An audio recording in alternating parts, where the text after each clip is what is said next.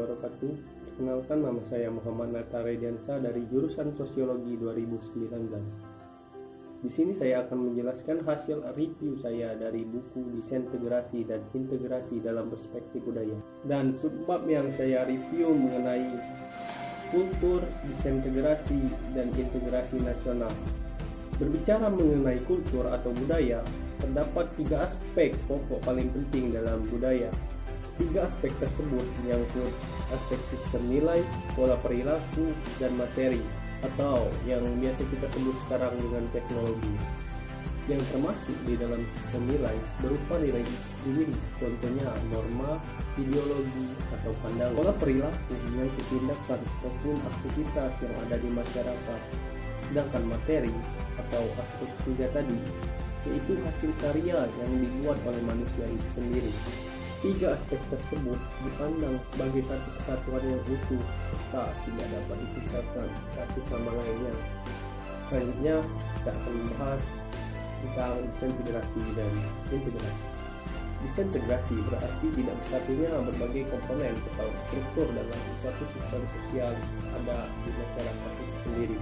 Sementara integrasi merujuk pada pola keterkaitan dari berbagai unsur atau komponen-komponen yang ada di dalam masyarakat atau sistem sosial itu sendiri. Dengan demikian dapat kita simpulkan bahwa jika unsur-unsur tadi saling berkaitan dan saling melengkapi, maka akan terjadinya sebuah integrasi sistem.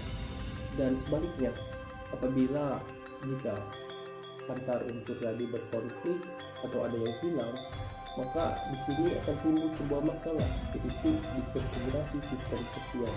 Ada suatu pandangan yang menyatakan bahwasanya kultur atau budaya menjadi faktor yang paling dominan penyebab dari disintegrasi sosial maupun integrasi sosial.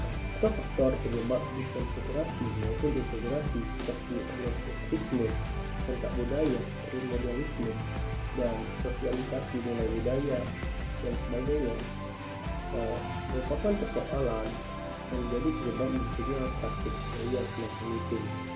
Barangkali dalam mengidentifikasi faktor penyebab ataupun mencari akar dari masalah ini, diperlukannya sebuah pemahaman yang lebih menyeluruh mengenai fenomena tersebut yang tercakup dalam unsur budaya masyarakat. Pada hakikatnya dapat dipandang sebagai akibat dari pola perilaku atau tindakan tertentu dari masyarakat itu sendiri. Disintegrasi yang terjadi pada masyarakat Indonesia sekarang ini ataupun masa yang lampau disebabkan oleh bangsa Indonesia itu sendiri. Ada beberapa aspek yang mempengaruhi hal itu bisa terjadi, antara lain aspek sejarah, ekonomi, hukum, dan lain sebagainya. Di masa sekarang yang paling terlihat mencolok disintegrasi budaya. Hal itu terjadi karena pemerintah cenderung otoriter dalam membuat sebuah kebijakan. Kadang juga pemerintah terlalu sentralis dalam melaksanakan sebuah kebijakannya. Pada hari itu cenderungan yang menyebabkan disintegrasi sosial bahkan oleh bangsa kita sendiri. Contoh dari disintegrasi budaya yang disebabkan oleh bangsa Indonesia sendiri terjadi di Kalimantan Barat, dilatar belakangi oleh aspek hukum, di mana di sana masyarakat tidak percaya lagi dengan cara tinggi dan penegak hukum di sana, dengan alasan hukum di sana tidak sesuai dengan yang berjalan di masyarakat Indonesia. Upaya perwujudan integrasi nasional sebenarnya tidak sulit untuk dilakukan, yaitu dimulai dari diri kita sendiri, mulai dari menghilangkan sikap egoisme, rasa ingin menang sendiri, dan tidak ingin mengenal budaya orang lain. Hal itu merupakan wujud kecil dari perwujudan integrasi nasional. Dan yang terpenting adalah komitmen untuk mewujudkan integrasi nasional.